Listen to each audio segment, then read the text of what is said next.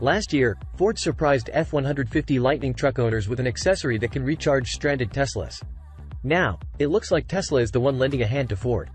In a surprise Twitter Spaces meeting between Ford CEO Jim Farley and Tesla CEO Elon Musk on Thursday, Farley announced Ford is adopting Tesla's North American Charging Standard, NACS, an open version of Tesla's proprietary charging port.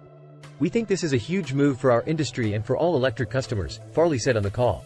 "On the surface, it seems ideal. The two biggest EV sellers working together for the benefit of the electric vehicle future. Ford customers get access to Tesla's superior charging network, and Tesla gets crucial buy-in for its charging technology from one of the top automakers in the world." But the buddy-buddy conversation between CEOs sounded like Ford bending the knee to Tesla as the real EV leader. On the same day the deal was announced, Tesla's Model Y was declared the world's top-selling vehicle, combustion engine or EV, by an analytics firm. On the Twitter space, Farley said it's super hard making better electric architectures, as he massaged Musk and Tesla's achievements. The Ford CEO also recalled his own children roasting him about the ubiquity of the supercharger network on a recent road trip, asking him if they could stop at any of them. The version of Farley that took jabs at Musk and the Cybertruck was nowhere to be found. Farley said all of Ford's existing and future customers would get access to 12,000 Tesla superchargers across the U.S.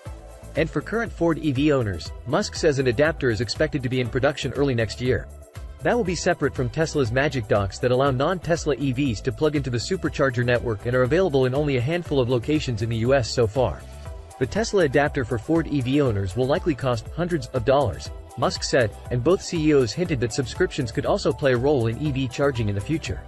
Beyond the adapters, Tesla seems to be opening more doors for its new partner. Farley said during an interview on CNBC Friday that Ford customers won't need to use Tesla's app. Instead, the charging sessions can be activated and monitored in the Ford Pass app. Said Farley, when they go use the Tesla supercharger they're still using Ford software. "We were very concerned if they had to switch over to Tesla software, but that was part of the deal. It was a deal breaker for us." In the EU, thanks to stricter regulation around plug types, a far greater number of Tesla superchargers are available to non-Tesla EVs. And that clearly irks Musk, who complained on the call about being stuck with the CCS implementation in Europe and how even a private network in the region was barred from having proprietary ports. European EV drivers, however, benefit from not needing to worry if a plug will fit or not and don't have to deal with adapters as US EV drivers do. Musk said EV customers will be all the better for it if NACS can win out as the main standard in North America. In some sense, Ford didn't have a choice in the matter. Compared to Tesla's superchargers, the company's so-called Blue Oval EV charging network is tiny. Cobbled together from a variety of third-party public chargers, drivers have found that they break down far too often, and many run on buggy software. And Ford couldn't wait for the third-party charging companies to build a network as reliable as Tesla's. It isn't clear they ever will, even with billions of federal dollars rolling into the sector, and Ford is under a lot of pressure to get the ball rolling with its EV business. The company split itself into two last year, letting its profitable Ford Blue gas vehicle business exist separately from the new Ford Model E company focused on EVs. While Model E is hard at work to compete with Tesla on three-row EV options and autonomous driving, it also stands to lose $3 billion this year. Ford needs to sell a lot more EVs, and charging is a crucial component. In that respect, cutting corners to get Ford Mustang Mach-E and F-150 Lightning customers more places to charge starts to make more sense, at least for the short term. For Ford customers to be able to have this benefit early next year already and not have to buy a new car is, I think, a real statement by you and the Tesla team, Farley said.